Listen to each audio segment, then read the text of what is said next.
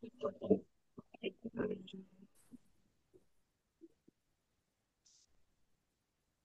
semuanya, selamat datang di podcast kita hari ini. Bareng saya Haikal. Saya Siti Nurfarida. Dan aku Alia.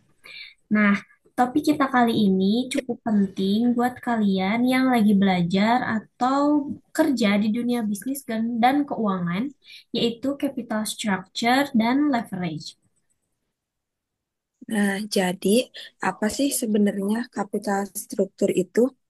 Kalau menurut para ahli, struktur modal adalah campuran antara utang jangka panjang dan ekuitas yang dipakai perusahaan. Eh, Ekuitas perusahaan buat membiayai aset dan operasionalnya. Dengan kata lain, ini semacam komposisi modal perusahaan. Nah, betul.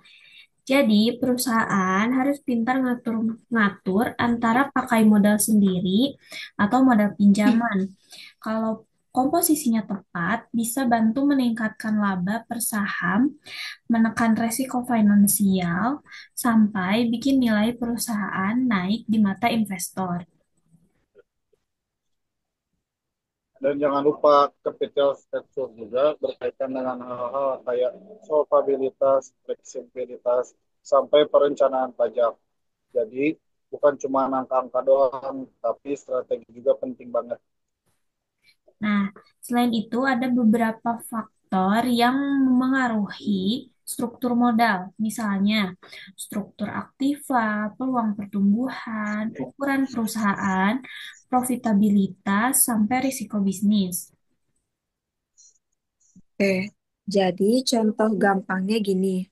Perusahaan besar biasanya lebih gampang dapetin pendanaan, jadi lebih fleksibel. Sementara perusahaan kecil lebih rentan bangkrut kalau salah ambil keputusan utang. Seperti itu. Nah, makanya keputusan capital struktur itu selalu harus disesuaikan sama kondisi perusahaan. Nggak bisa asal comot strategi dari perusahaan lain. Nah, kita masuk ke leverage. Kalau dengan kata ini, sering banget langsung kepikiran utang. Dan benar, leverage itu sebenarnya penggunaan pinjaman buat penambahan modal usaha. Nah, iya, dan tujuannya lebih jelas ya, buat meningkatkan keuntungan atau retur. Tapi harus lebih hati-hati karena semakin besar leverage-nya, resikonya juga makin tinggi. Kalau misalkan salah perhitungan, bisa jadi berujung gagal bayar. Hmm. Nah, selain itu juga jenisnya ada tiga nih.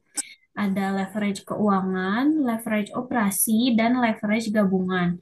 Intinya, leverage ini dipakai supaya perusahaan bisa memaksimalkan hasil, tetapi tetap harus pakai perhitungan yang matang. Oke, biar lebih jelas, leverage itu biasanya diukur pakai rasio-rasio. Misalnya, debt to asset ratio, debit to asset equity ratio, sampai time interest.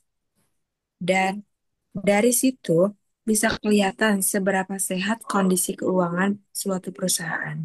Hmm.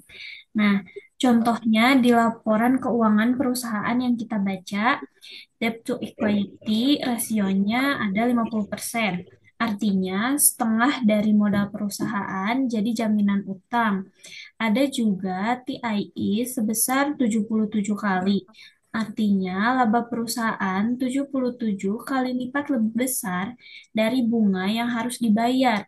Itu tandanya cukup aman.